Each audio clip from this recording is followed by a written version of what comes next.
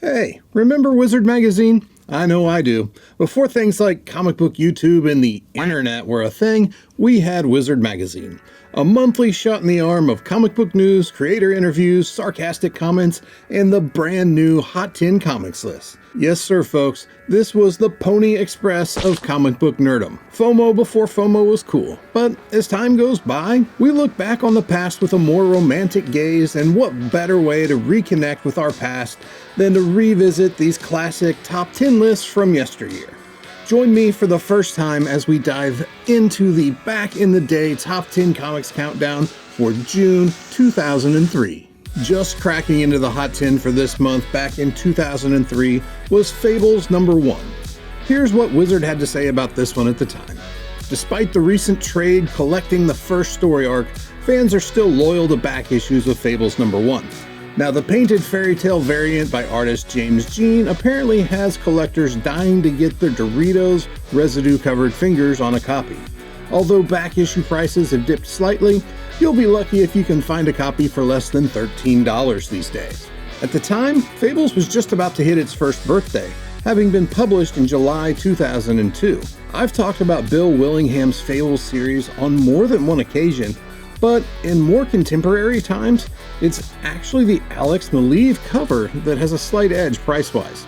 That said, you'd still be miles ahead of today's price of $60 if you'd have spent the cool $13 for the James Jean cover back in the summer of 2003. Fables #1 did not chart in the Hot 10 the previous month. Soaring into the #9 spot on the June 2003 Hot 10 list was a late-run issue of the 1996 Supergirl series from writer Peter David and artist Ed Baines, Supergirl #76. The series would close out with May 2003's issue 80, but it was issue 76's part 2 of the Many Happy Returns story that landed this one on the list. Let's check out Wizard's reasoning. Well, it looks like the ongoing Supergirl series has ended, but that certainly hasn't put a damper on collector interest in the back issues. Although Supergirl 76 serves as the second part of the series' Swan Song storyline, aka a Terrible 2 issue, it was vastly underordered, thus making it a hidden gem that's worth the hunt. At the time, Wizard was valuing Supergirl 76 at $10, but time has not been kind to this issue. Underordered or not, it's fallen out of favor in today's market, and I would not be surprised if you found this in a $1 box sometime, but if the juice isn't worth the squeeze to spend the time and effort digging through those boxes for a copy, you can have a copy delivered to your door for under $10 courtesy of the eBay at this very moment. As with Fables #1, Supergirl 76 was not on the previous month's Hot 10 list. One of the things I remember most about the late 90s and early 2000s is the insane amount of cop and crime scene shows. Before the writer's strike ushered in reality TV, we had a crime show for everybody.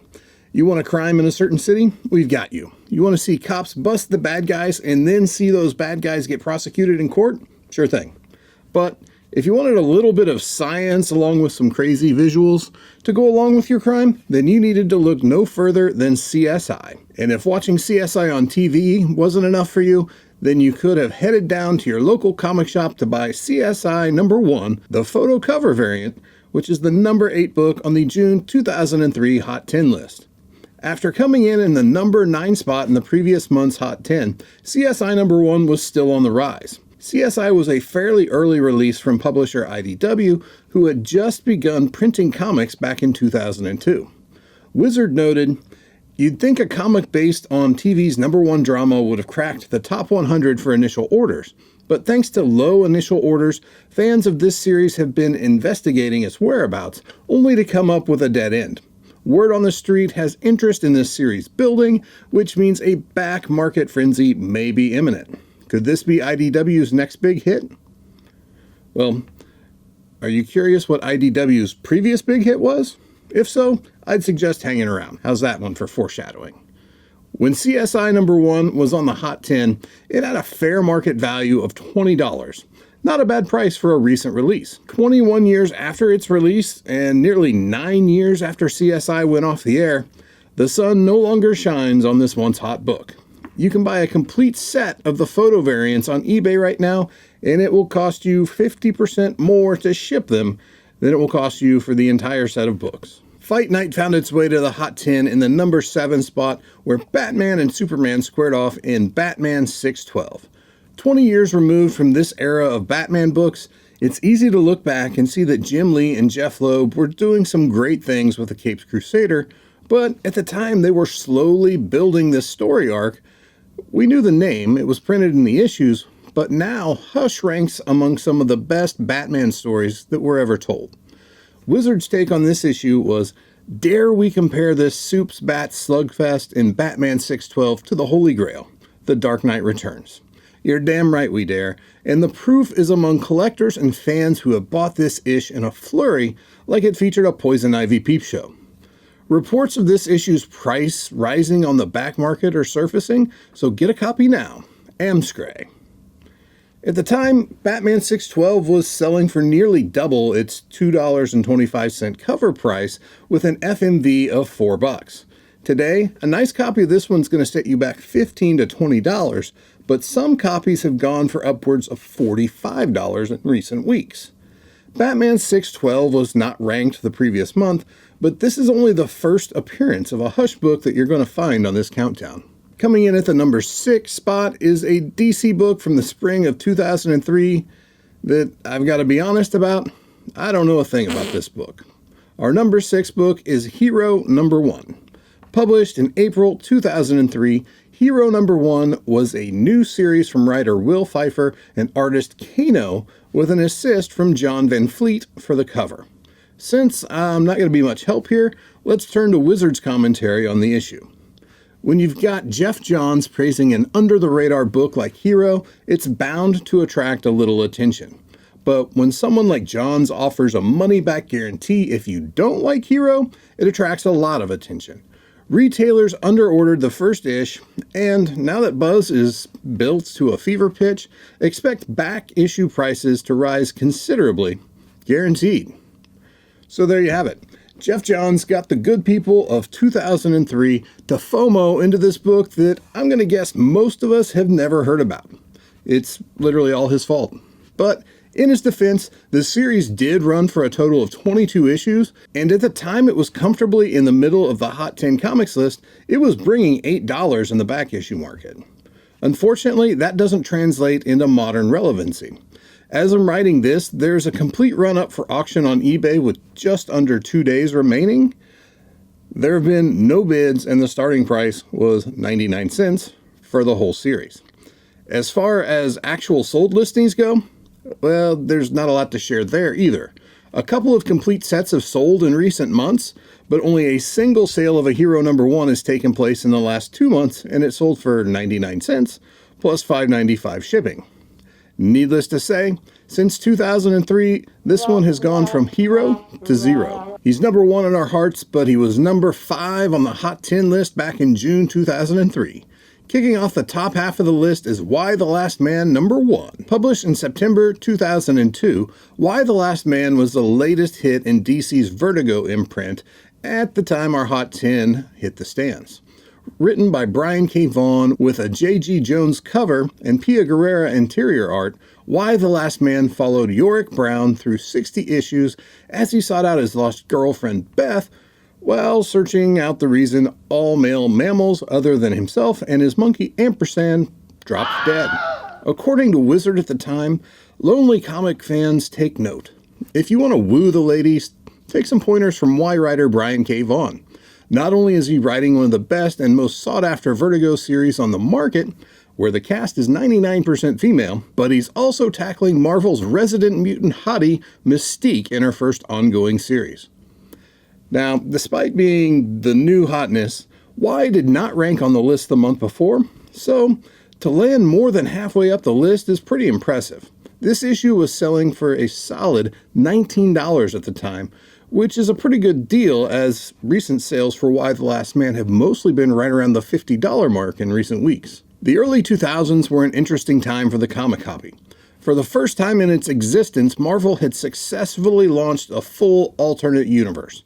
Remember how well the new universe went over back in the 80s? Exactly.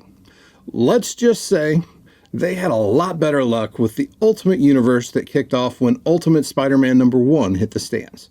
2.5 years later, 2 Ultimate issues sat in the top 4 of the Hot 10 list, with Ultimate War #1 starting the party in the #4 spot. It turns out that one of the easiest plots to sell comic books, having heroes fight heroes, works in alternative universes as well. Ultimate War is essentially the Ultimate Universe's X-Men vs. Avengers miniseries. This February 2003 release features the art of Chris Bacalo and was written by Mark Miller, who was a bit of a rising star back at the time. Back then, Wizard commented, "The miniseries, which finds Marvel's most popular Ultimate teams going toe-to-toe, Rocky IV style," I mean, come on, that one did have the best fight, "continues to be a comic book force to be reckoned with. Not only has Ultimate War #1 created a back-issue craze, it spurred interest in back-issue sales for both the Ultimates and Ultimate X-Men. Talk about influence." Now, looking back at this issue today, it's hard to imagine it being one of the hottest books around. In fact, this issue was still climbing the charts as it had checked in at the #6 spot the previous month. Searching through over a month's worth of recent sales, I could only find 3 sales reporting on eBay. And those were all sales of complete sets. One for $2, one for $3, and another for an accepted offer below the already 20% markdown price of $7.99. Needless to say, even though Ultimate War #1 was only going to set you back $5 at the time, you're probably better off today if you never managed to track down a copy. The sun is setting on the Hot 10 Comics list as we approach the #3 spot, but things aren't going to get nearly as dark here as they did in the #3 book, 30 Days of Night #1. Let's just say Barrow, Alaska was not where you wanted to be when Steve Niles and Ben Temple-Smith's breed of vampires rolled into town. This very early IDW release was published in June 2002 and features a haunting Ashley Wood cover. Here in 2024, we know that the series would get the Hollywood treatment in 2007, and to this day, it's one of the most brutal vampire films you're going to find. As Wizard reported back then, once again, 30 Days of Night #1 surprises fans and collectors with another sales phenomenon. Normally, when a trade paperback collects a miniseries, the actual back issues tend to fade in interest. Not the case with 30 Days, as issue #1 continues to be the indie juggernaut of the back market.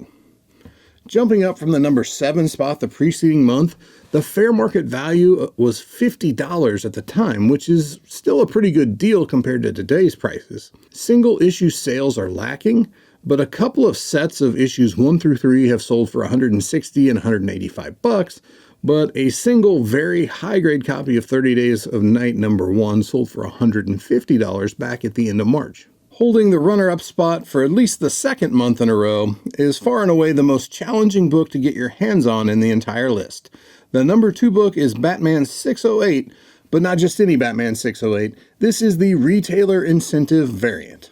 This super limited Diamond retailer exclusive was distributed at a retailer-only roundtable meeting. In addition to its scarcity, this variant has, it's an excellent Jim Lee variant cover, which in my opinion is by far the best of the many covers that were available for Batman 608.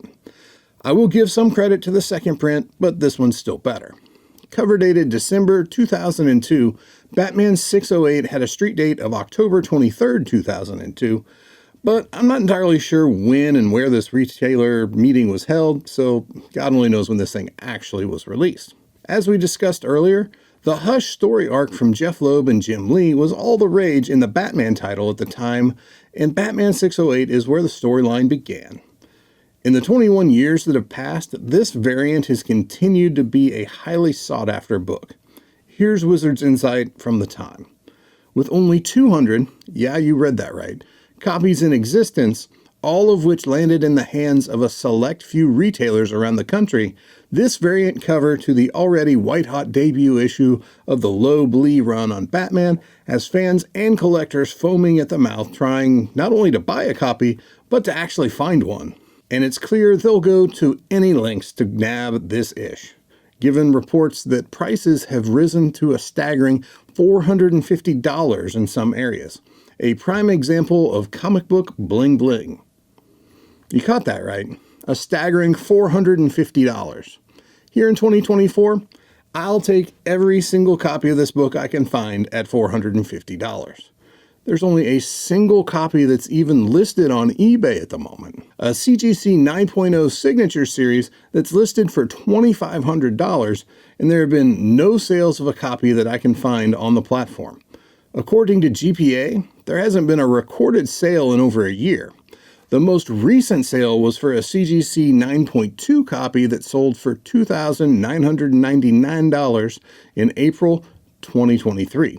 A month prior to that, a CGC 9.6 sold for just $2,900, which was down from a 2022 sale of $4,500. Somebody got a pretty decent deal there. Topping the Hot 10 Comics list for June 2003 is the hottest book in all the land, a book so hot that it made the sun-baked steel slides of the 70s and 80s feel like a cool breeze. And topping our back in the day Top 10 Comics countdown is Ultimate Spider-Man number 33. Remember when I said the Ultimate Universe had 2 of the top 4 spots? Well, here we are. Despite not fully appearing until Ultimate Spider-Man number 35, Mark Bagley came out swinging with the cover to this first installment of the Ultimate Venom arc, which featured the first cover appearance of Ultimate Venom. However, inside the issue, all readers got was a bit of black goo in a beaker, which we would learn was the product of the Venom Project. At the time, Ultimate Spider-Man 33 was bringing a whole $7 in the back issue market.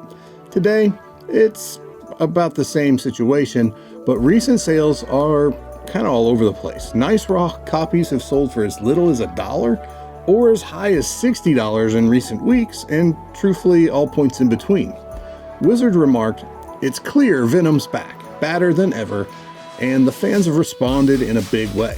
The first appearance of Ultimate Eddie Brock has been the talk of the convention season so far, so consider yourself lucky if you happen to stumble across a copy anytime soon, as they're disappearing from shelves and booths faster than you can say, 'Wheat cakes a go-go.'"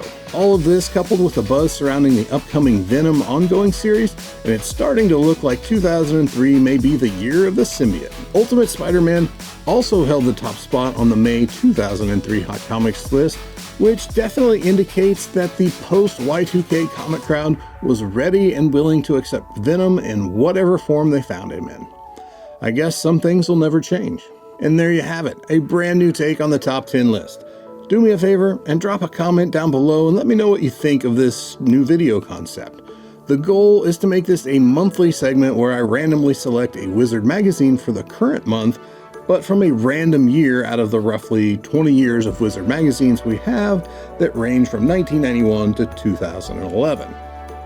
Now here's where I need your help. I have a decent amount of Wizard magazines to choose from at the moment, but I am far from having all 235 issues available. If you happen to have any old Wizards laying around that you don't know what to do with or that are just taking up space in your collection, I will happily take those off of your hands if you are interested in rehoming them. Unfortunately, I didn't have the foresight to retain the nearly complete run I had that started from 2005 when I got back into the hobby to the end of the series in 2011. I threw those in $1 boxes years ago and they're long gone. If you're interested in contributing any Wizards for the series, you can find my mailing address in the description down below. But if you've got a bunch that you'd like to send in and are concerned about the cost to ship them, hit me up over on IG and we can talk it through. Thanks for taking a chance on this new video, and please do let me know what you think about it down in the comments. Collect responsibly. I'll see you in the next video.